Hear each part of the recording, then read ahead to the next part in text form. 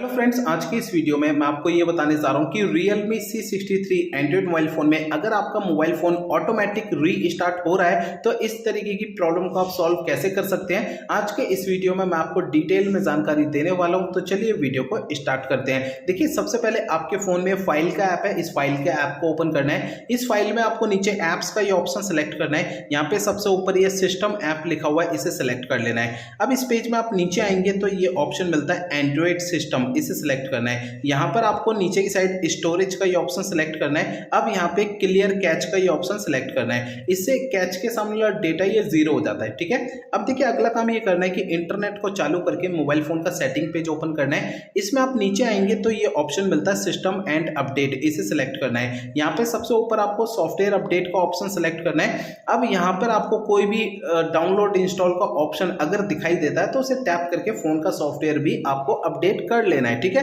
तो मेरे बताए हुए इन तरीकों को यूज करेंगे तो आपका मोबाइल फोन जो ऑटोमेटिक रीस्टार्ट हो रहा है तो ये प्रॉब्लम आपकी सॉल्व हो जाएगी इन तरीकों से। ठीक है।